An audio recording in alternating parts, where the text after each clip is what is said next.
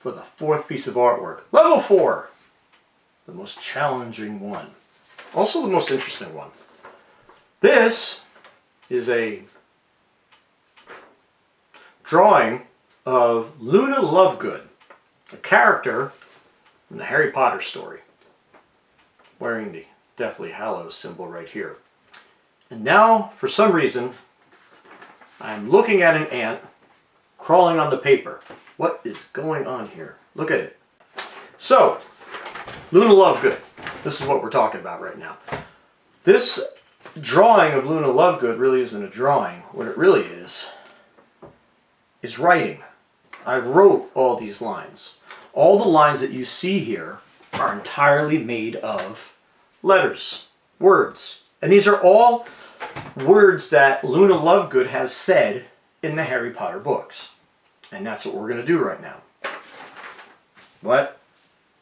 No, I can't pronounce it. I have trouble with it. Micrography. Micrography? Right. Bob says micrography? Micrography? Micrography. Micrography.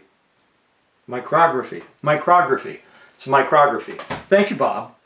Micrography is a form of art which is pretty much distinctly Jewish in its origins, although there is forms of it in Islamic art and in Christian art, but it really is distinctly Jewish.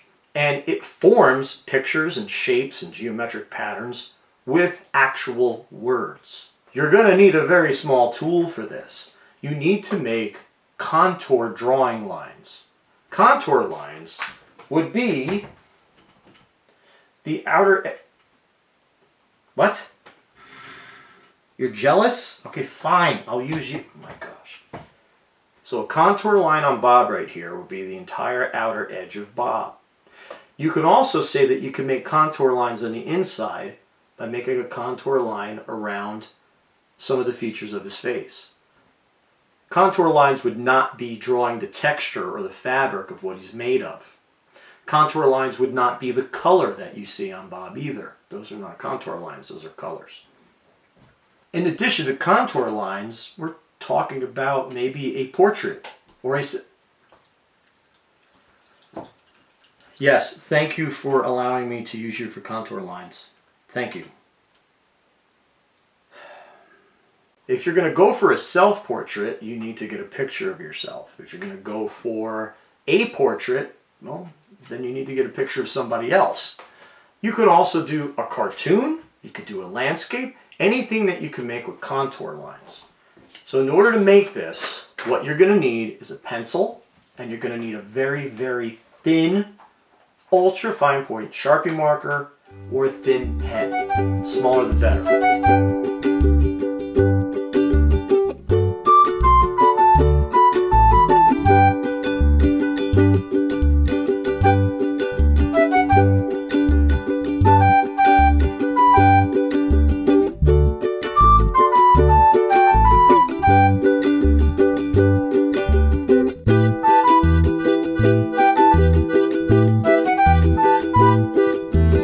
When you start this, what I did was I used my computer.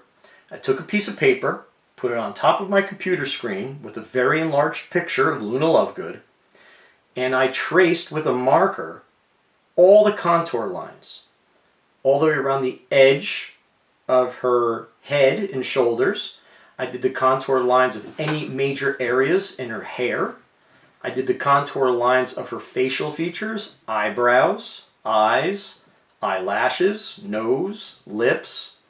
When you go and you do the nose, you don't want to put a double line. You want to keep the single line.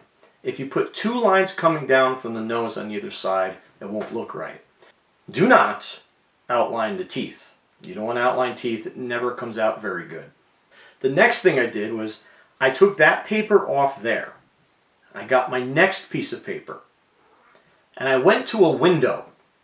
It's perfect to do a window because you have natural light coming from outside.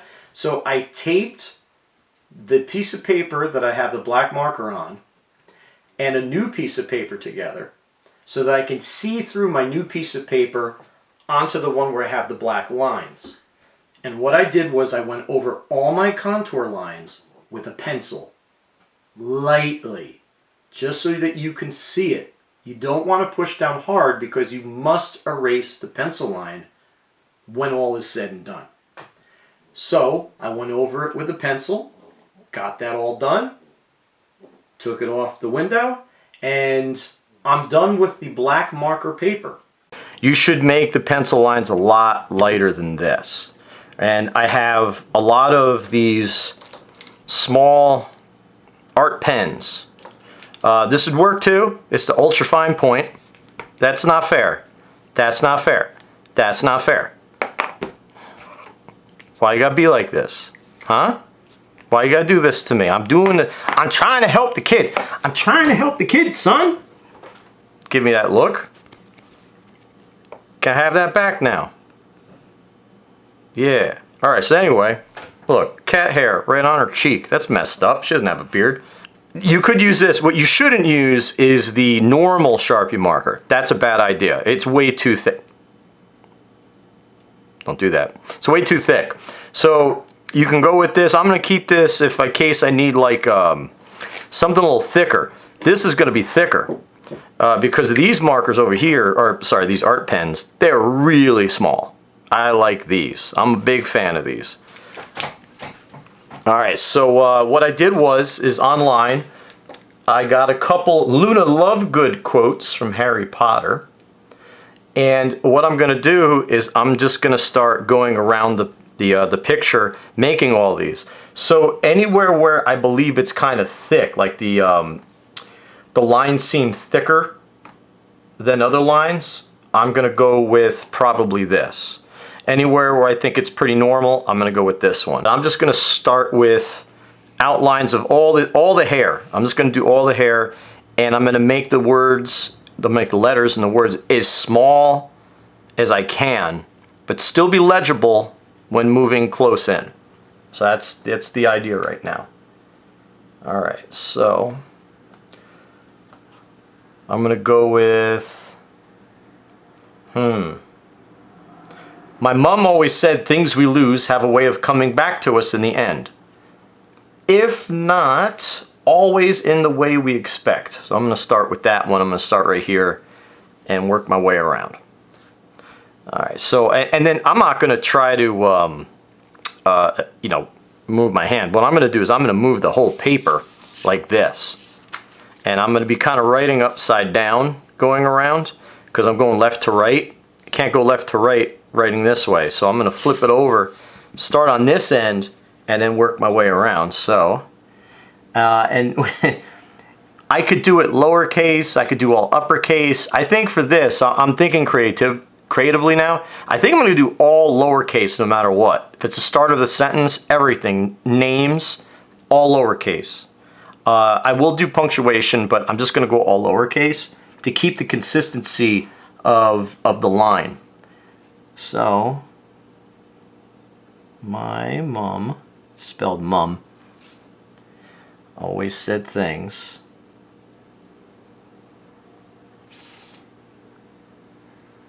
See how I'm turning the paper with me too.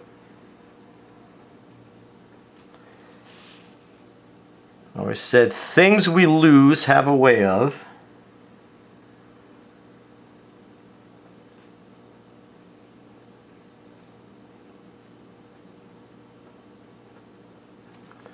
coming back to us in the end.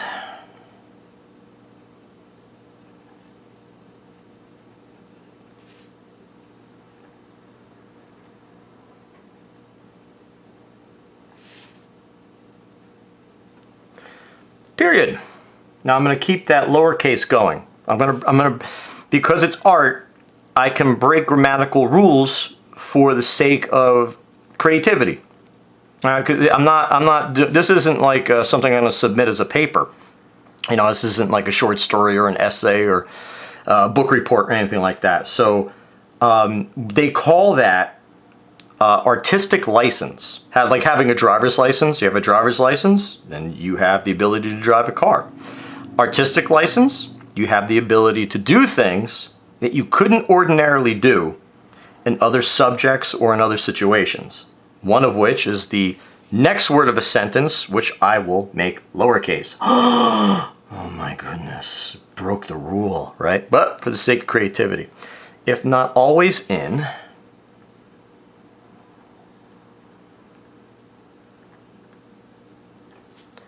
the way we expect.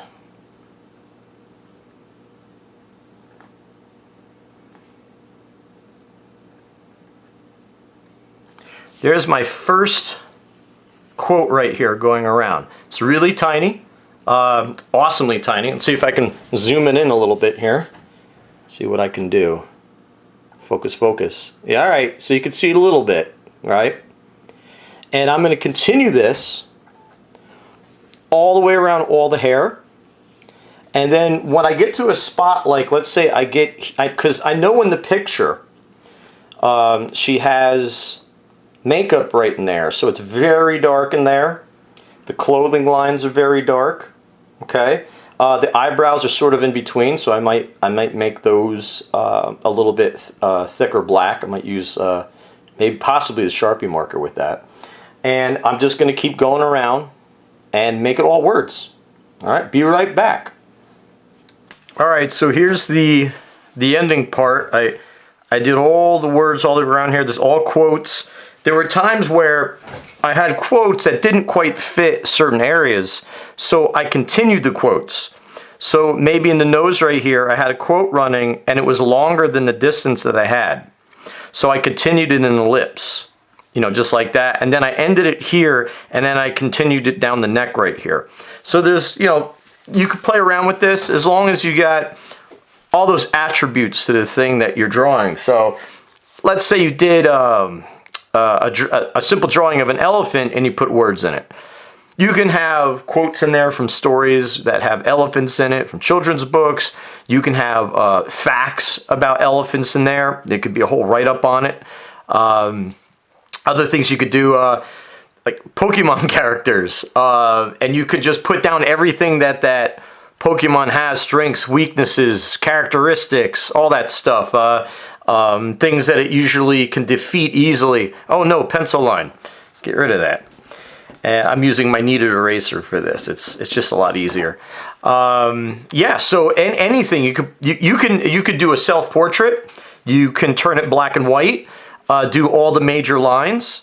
I would stay away from things like a full nostril. Don't do that. And you definitely don't want two nostrils. It would look really strange. Notice that there's no line here for the other side of the nose. That's a no-no. Only do one side of a nose.